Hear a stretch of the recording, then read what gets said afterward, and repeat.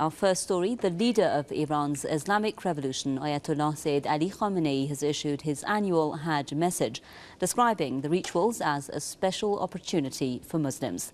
The leader has called on the Islamic Ummah to understand the value of the Hajj and exploit it in a proper manner. Ayatollah Khamenei has said that the Muslim world is suffering from numerous predicaments which only have two solutions: unity, as well as knowing the enemies and their plots. He named the global network of Zionism as the Muslims' real enemy and the United States as its flag bearer. The leader added that Takfiri elements who are committing crimes and shedding innocent blood in Syria, Iraq and other Islamic countries are backed by Zionists and their Western allies. Ayatollah Khamenei said any action that fans the flames of discord among Muslims is religiously unlawful. Iran's leader advised Muslim nations to overcome their shortcomings through awakening and resistance against the enemies.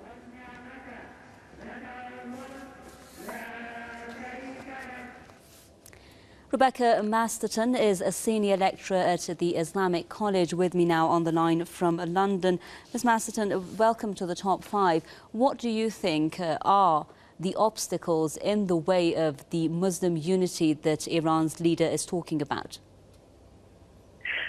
Well, I think, as he said, the primary problem at the moment is the so-called Salafists, which are really, ironically, although they're seeking to go back to a supposedly authentic version of Islam, they're really a product of modernity, and they are violating all Islamic ethics and laws with regard to, engaging in war, who they decide should be killed. I mean, they're killing children, they're killing animals.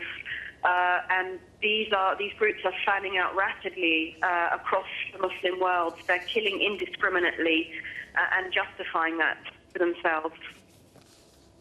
Well, we did hear, of course, a lot being said in that message by the leader about the enemies of Islam. He referred there to the Zionist network and the USA. First of all, tell us about more, if you can, and if you would, about these enemies of Islam, so to speak, and what is the way to fight them. We have the leader saying resistance, but what do you think is the way for resistance?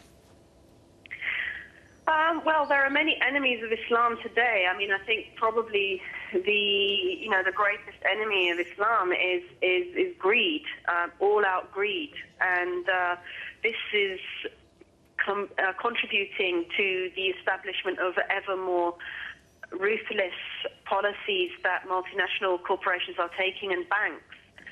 Often people look at wars as the product of religious conflict, but when you dig a little deeper, you actually see that it is actually a battle for economic control. And at the moment, most of the banks around the world are controlled by, a very small group. And any country that attempts to have some kind of economic independence, its leaders are usually assassinated, and usually war is brought to that country. And there are people who are profiteering from war as well. So it's really this kind of rampant capitalism,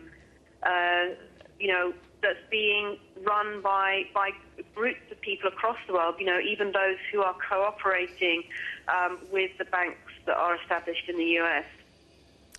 Rebecca Masterton, senior lecturer at the Islamic College, with us there on the line from London. Thank you very much.